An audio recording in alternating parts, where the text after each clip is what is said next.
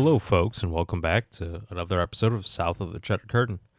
This is not your boy Devin Hine, just Luke Mueller. So kind of as he explained a little bit in his episode, we were unable to make the schedules work this week between his work, my work, holiday obligations, all that kind of good stuff. Just didn't happen. So instead of skipping another week, we thought it was best to kind of give you 2 mini episodes. He did one earlier in the week. Now I'm going to do mine right now. So I thought he did a really nice job breaking down a lot of the same things that I thought and saw while watching the game. So I'm going to try to go off the beaten path a little bit, maybe a little lighthearted approach to some things, just so you're not hearing the same thing for 20 minutes twice in a row this week. So let's get started with Devin's favorite aspect of the show. I think and I know. All right, guys. I know that I've let you down. I've let our listeners down. I talk a lot about McHenry Zone, Naperville Zone, Rockford Zone, Prophetstown Zone, Jack Heflin, RIP. But I've missed one. That's especially important because, well, we may be running out of them. Big Bob, McHenry Zone, Dean Lowry, Rockford Zone, both leaving, right? Unlikely to come back and be on the team next year. So where would that leave us? Previously, I've said that would leave us without anybody from the state of Illinois. And I was wrong. And that was bad of me. That I lacked research there. And so I'm both happy and unhappy to say that we will still have one next year no matter what. In Royce Newman. So while Royce Newman is by far and away not my favorite offensive line player we have, he is from Nashville, Illinois, which means that now, begrudgingly anyways, he's one of my guys.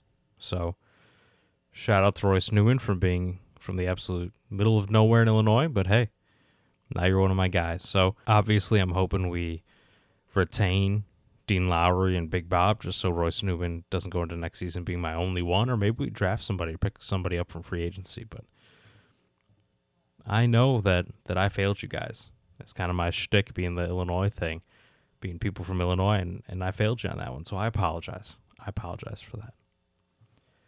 Now to my I think.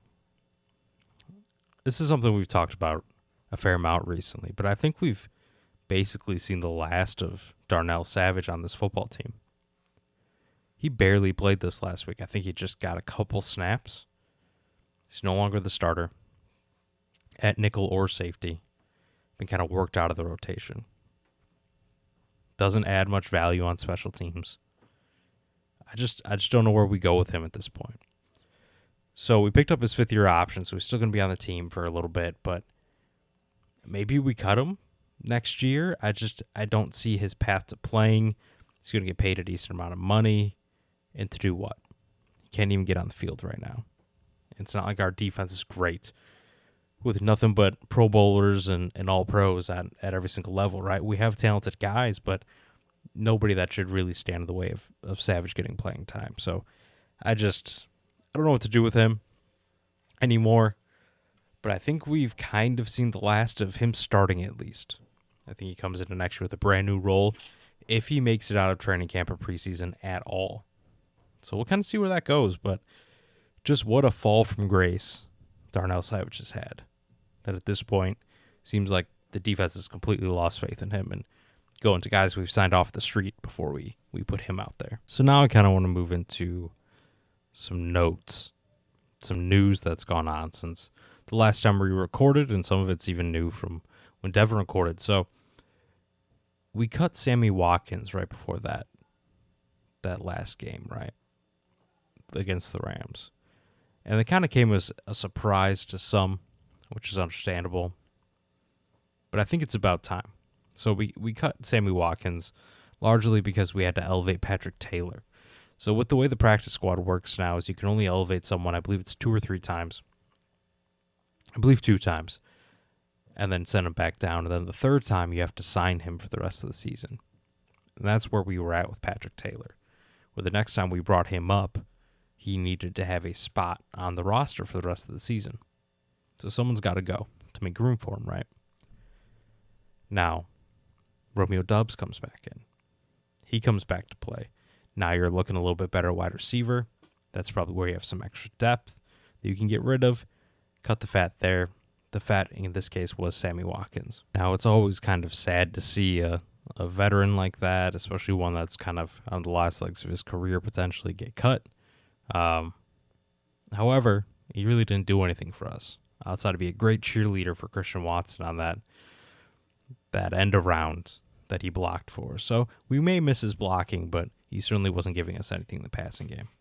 Also, the next day after we cut him, the Ravens picked him up, which is where he was a year ago, I believe. So it's been an interesting time for Sammy Watkins. I don't know what the Ravens think they're going to get at this point. You got a guy that's running out there and not running crisp routes and is slow. So he's got good hands and he can block, but at that point, that's about it. So kind of an interesting move there, but that also means Patrick Taylor will be on the active roster on game day for the rest of the year, which may be a good thing because we saw both running backs get banged up a little bit, which we'll get into. Some other news. Honestly, probably this next one is a Christmas gift to all of us. Elgton Jenkins got a contract extension today.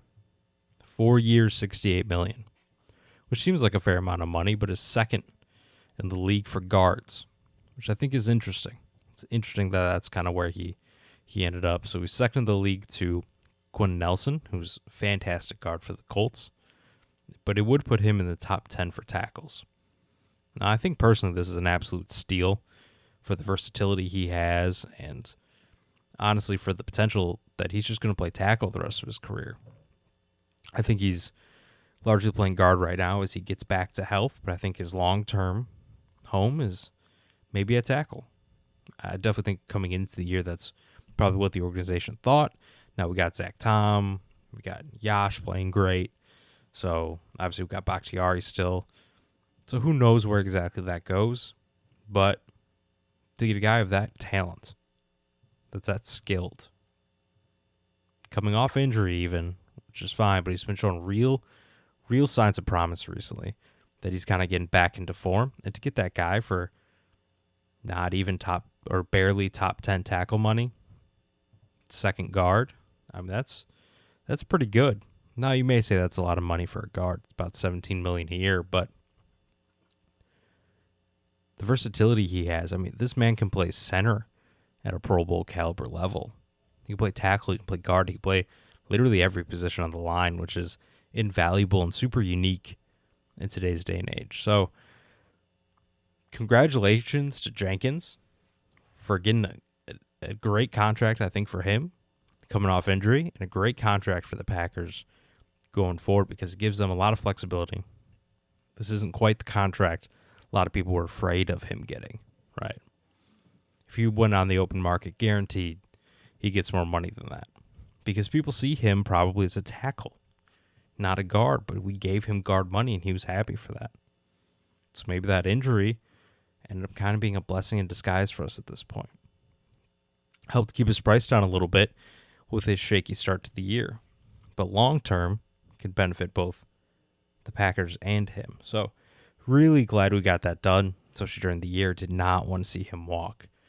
We've talked a lot recently about our offensive line depth and feeling good next year, but a lot of that counted on Jenkins. We needed that man back to help solidify the line, to make what happens with Bakhtiari almost a non-issue. And here comes the greatest, I think, piece of news that we've gotten this week. And this isn't a piece of new news. However, I do feel it seems to have come out for some reason at this point. I saw it online in a couple places, and even my aunt Trace texted this to me, so shout out to her for that. Kayshawn Nixon, right? Our beloved returner, slot man, somebody we talk about multiple times every episode. Somehow, it got past all of us, this long anyways, that this man, this amazing football player of a man, is Snoop Dogg's nephew. Of all people, Snoop Dogg. I mean, this is newsworthy, I feel. How did we not know? How is this not brought up every single game he plays? Every time the man touches the ball on a return, how is Joe Buck not bringing this up? You know, this feels like a missed opportunity, honestly. This is a great fun fact, a great tidbit And the fact that he's been playing so well means that we should have heard this a million times. So I'm very glad I found out, at least. Like, Nixon is Snoop Dogg's nephew. What a fun tidbit. All right, so let's talk a little bit about the offense. Honestly, the offense against the Rams is exactly what I was expecting and hoping for the entire year. And they did not exactly light the world on fire, but this was a pretty solid performance, and I think a 30-point performance, right? We ended up kneeling the ball on the 1-yard line to end the game. So I think it's safe to say we could have punched that one in if we really wanted to. This felt like the offense we expected all year, right? Run the ball with Jones and Dillon. Jones had 90 yards on the ground, 36 through the air, and a touchdown, right? Solid day at the office. Dillon only 36 yards on the ground, but a lot of it hard fought, 3rd and short, 4th and short. 2 touchdowns, right? Great goal line work. Another 3 receptions for 35 yards. So I think that shows that we got both backs involved in the passing game. Now, largely it's still only the kind of swing pass, dump off type scenarios, which isn't exactly what we were hoping for coming into the year. But getting them both involved in the passing game, both involved in the running game, really, really impressive showing by both backs and the offensive line, I feel. And that's what we thought coming into the year that this would be, right? We thought that we'd kind of lean on the running game while the passing game kind of slowly worked the rookies in and kind of got up to speed. That's exactly what happened this game, right? Our little dynamic duo of Dubs and Watson had a great game, I felt. Dubs, 5 catches, 55 yards. Solid day, right? Great to see him back. Caught every single one of his targets. Thought he showed really nice hands, which is something that we saw a lot of earlier in the season and the preseason as well. Snatching that ball away from his body. Ran some nice routes. And those in routes, kind of whip routes. Loved that.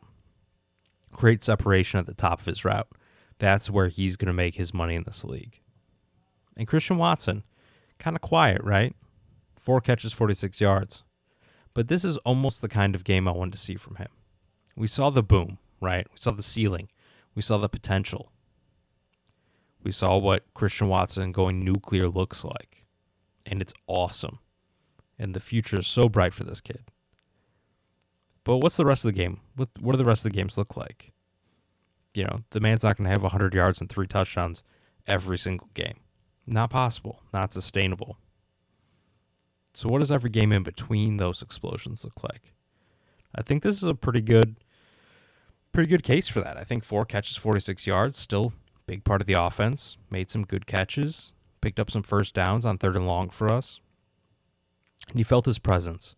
And I know that's something Devin talked a lot about, and he explained it really well, is the defense had to account for his speed. They played us so soft. And I know some of that is the Rams have some guys banged up and missing, but they played so much off coverage, so soft. And man, that's because Christian Watson. They don't want to get burned deep by him. They just don't want it. And it'll be interesting going forward to kind of see how that defensive game plan works out for people. Right? Because between Dubs and even Randall Cobb had a really nice game going over the middle. You add those 2 pieces in, and now that soft coverage we're going to be able to eat up. And that's kind of stuff we were not able to do earlier in the year. So really nice to see, I think, the 2 rookies finally get a chance to work together. I think show both of their strengths. Watson, deep threat, right? Get him on crossers, get him in space. Get him the ball however you can. Dubs, though, intermediate, possession. A little bit of wiggle. Great hands catcher. 10, 15 yards over the middle, guaranteed. Done. Easy. And I love that. I love that we have the ability to have those 2 very different players, but they complement each other so well. So well. The future is very bright for them.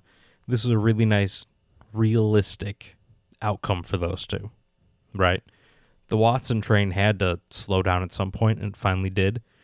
But it still showed he can be a useful player when not going absolutely off on people. I talked a little bit earlier about the fact that Patrick Taylor being up was a really good thing for this game. That's because both running backs got injured, right? Aaron Jones got injured, and and we didn't really know it necessarily, but Aaron Rodgers came out after the game and mentioned that, if A.J. Dillon didn't get hurt, Aaron Jones was probably going to leave the game. But he was forced to stay in it. He wanted to stay in it after A.J. Dillon couldn't complete it. So that just kind of shows the toughness and character that guy has. And Patrick Taylor came in and played pretty well as well in his limited carries, but he looked decent.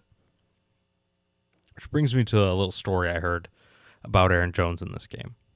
So once again, we're going to bring up Keyshawn Nixon. His mom was going to come to watch his first ever, for the first time, to the Packer game at Lambeau Field. She had great tickets on the home sideline, but it was very, very cold that night, right? As the broadcast made sure to mention many times. And apparently she has cancer, and that makes her very susceptible to the cold. So Aaron Jones, the absolute stand-up man that he is, offered to put her up in a suite. So she got to watch the comfort of a suite, watch her son almost take multiple kicks to the house. So it really goes to show that Aaron Jones is not just a great player, but a great person and fully deserving of the Walter Payton Man of the Year award, I think, this year. He's our nominee for the second year in a row. And if, you're still looking for maybe a jersey to buy, something like that, Aaron Jones is 100% the guy, right? As good as he is on the field, he appears to be just as good off the field. I just want to bring that up because those kind of stories you hear on some pregame shows and stuff like that, but I don't think they get brought up enough. That's a really cool thing to do for a teammate. So shout out to Aaron Jones. Last thing on the offense, and then I'll move to some thoughts on the defense real quick. What is going on with Lazard and Rodgers? Rodgers threw another pick towards Lazard this game, and it seemed like they just were not on the same page. Allen Lazard was wide open, right? Could not be more open. Aaron Rodgers clearly thinks he's going to keep going upfield, throws it way over his head. Lazard stops. Taylor Rapp gets the interception. Easy thrown right to him. But this is I want to third, fourth, fifth time where Lazard seems to kind of quit on a route where Aaron thinks he's going to keep running, which is really weird to see, given that Lazard was the only guys with any kind of real experience with Rodgers coming into the season. So just something to keep an eye on. It's weird that it's been happening so much, but I don't really know what to make of it, honestly. But hopefully they can get on the same page because I really like what I'm seeing from this receiving group as a whole, and Lazard is definitely a piece of that, and hopefully he is going forward. All right, so let's go to the defense real quick. What a game by the Quaymaker. Quay Walker was all over the field. He looks so good rushing the passer. He got a sack, 2 pass deflections, was all over the field. Had a really nice TFL, tackle for loss, where he shot the gap, stoned the running back. He's really coming on the last couple games, and I hope it's what we can see more of. I mean, he's such a good, instinctive player when he follows his instincts, when he can just pull the trigger and go. He lets that athleticism really shine. But when he has to kind of stop, think, put him out in space, that's not really where his strengths lie at the moment. But nice to see him stacking some nice games. I mean, Devondre Campbell's still kind of MIA. We're not really seeing him make any splash plays. So if Quay can at least start making a splash play here or there every game, they'd go a long way for this stretch run. Also, shout out to Preston Smith and J.J. Enigbare. 3 total sacks. I thought we had really nice pressure this game. A lot of it came from those two. Preston's looked really nice. I mean, he set the edge really well for the last several weeks. That's kind of his calling card. Had a couple really nice sacks where he just kind of went right around the tackle. JJ looked good. I mean, he looks to be one of the better pass rushers out of this rookie class, which given where we drafted him in the 5th round is insane. Insane, given that the number 1 overall pick was an outside linebacker. So it's a number 2. It's great to see him kind of put his name right up there. That bodes really well for our future with Gary, Preston, and JJ. Speaking of outside linebackers, Justin Hollins, that guy we got from the Rams, another half sack. I mean, he looks like if we want to, we could sign him probably for the vet min and have a really nice rotational depth piece there. I know we've talked a lot about edge depth, and that's a position of potential need, but if we get him and JJ and Preston and Gary all back next year, I'm feeling all right.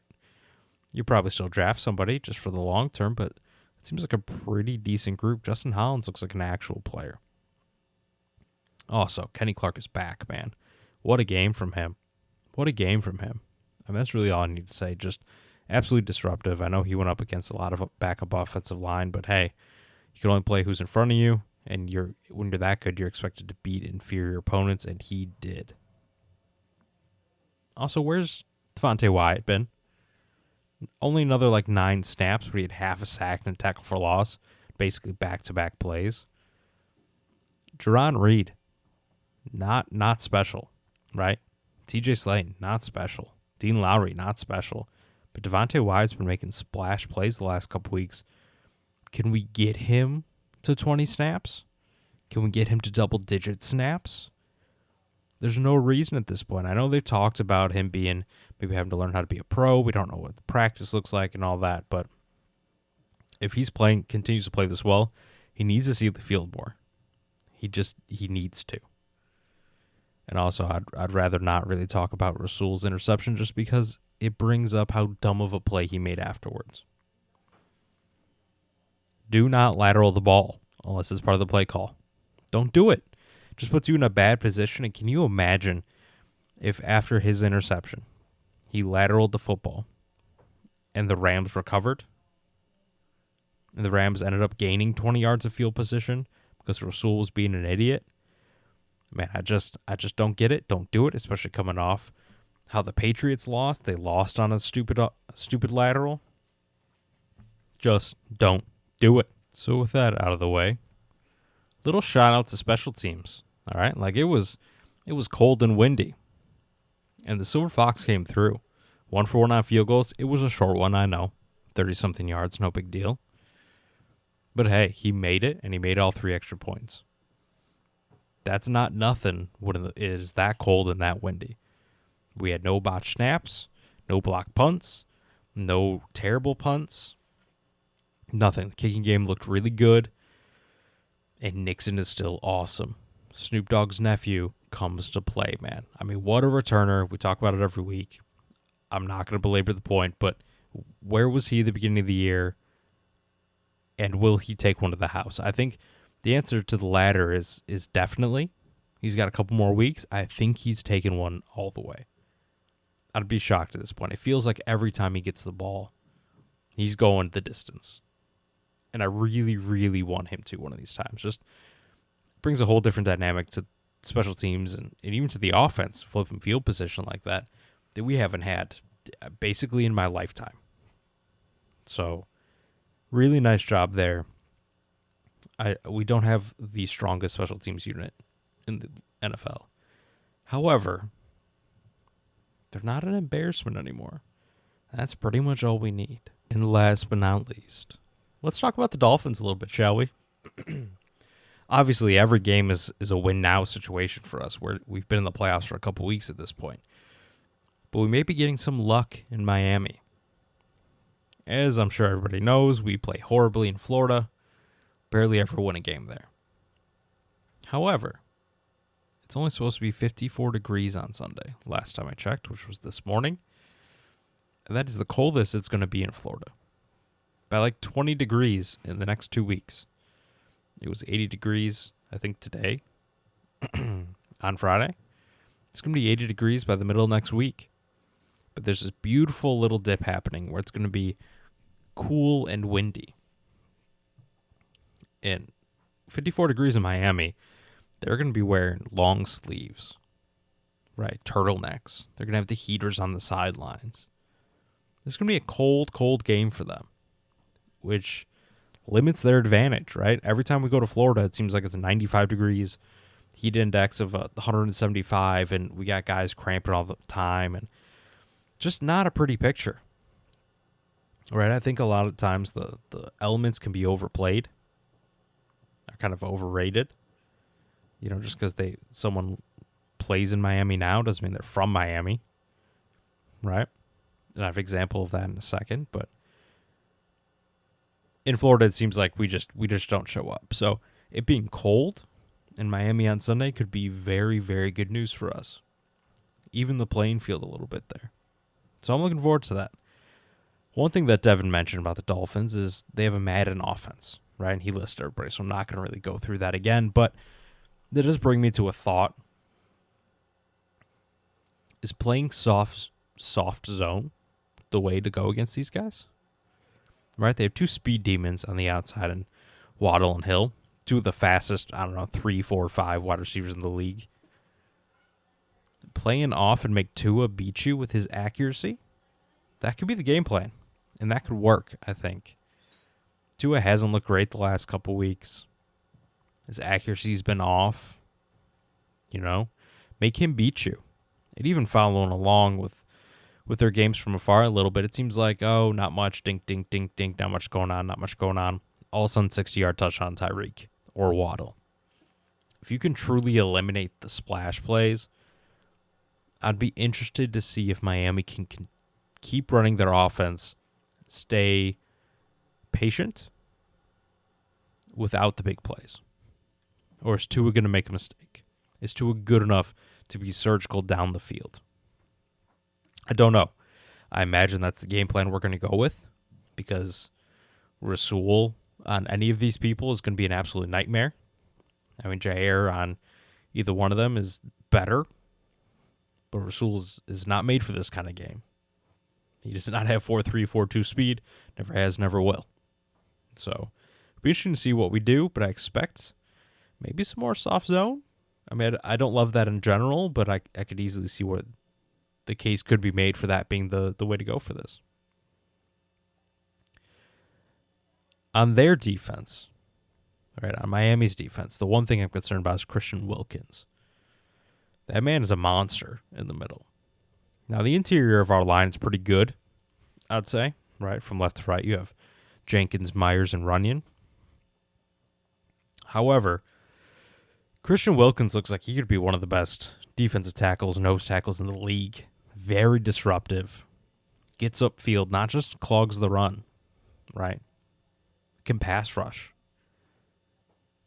Can collapse the pocket in your face. And that's what everyone says is the worst if you're the quarterback, right? You don't want pressure in your face. You'll take pressure on the edges because you can deal with it. You cannot deal with pressure in your face. Now, like I said, we have a pretty strong interior line. They're going to be tested. Because Christian Wilkins on the inside, Jalen Phillips on the outside. That's pretty strong. And this defense has playmakers at every level. To be honest, their secondary has some good pieces. Seems like they're playing down a little bit. Xavier Howard, maybe not quite having the season that we're used to him seeing, but he's a potential Pro Bowl, All-Pro level cornerback. Really interesting to see this matchup. It's not the kind of team we play very often, and it's a team that started really hot, but they think they're on 3 losses. Hopefully we can make it 4. It's going to be interesting. It's going to be interesting to say the least. And I will end with this tidbit. I mentioned a minute ago that just because you play for the Dolphins doesn't mean you're from Miami, right? Great example of that is their fullback, Alec Ingold. May be familiar to a lot of you. He went to the University of Wisconsin. And before that, he grew up in Green Bay. Hometown kid. And I personally have a little tertiary history with Alec Ingold. Alec Ingold was originally committed to play quarterback at NIU, where I went to school. And that he would have followed in the footsteps of, I think, one of the greatest college quarterbacks of all time, Jordan Lynch. Very similar play style. Athletic. Really fit the mold for the offense that NIU ran at the time. And I remember when I heard he committed, I went and watched a bunch of highlight tapes. I'm like, oh my God, this kid's going to kill it here. Absolutely kill it. But last second, Wisconsin offers him to play linebacker. And when you're a kid, born and raised in Wisconsin, you don't say no when UW calls. So he flipped his commitment, left NIU high and dry, and without a stud quarterback to replace Jordan Lynch, and went to the University of Wisconsin, where he then went from linebacker to running back, eventually became the fullback, started his senior year and then went undrafted and got picked up by the Raiders, where he was until this year. He got released and then picked up by the Dolphins. So every time I see the name Alec Ingold, get little traumatized flashbacks to what could have been. What could have been if Wisconsin did not come calling for Alec Ingold. But hey, it all worked out, right? I mean, he's in the NFL. He's about to play his hometown team where he grew up. So I'm sure this is going to be a really big game for Alec Ingold, but I'm still not his biggest fan, to say the least. All right, guys, I hope everyone has a very safe and happy holidays with your family, with your friends. Also, shout out to Vonnie Holiday, defensive end for the Green Bay Packers from 98 to 2002. Had to throw that one in there. Just could not do a holiday episode without bringing that up. But as always, go Pack, go.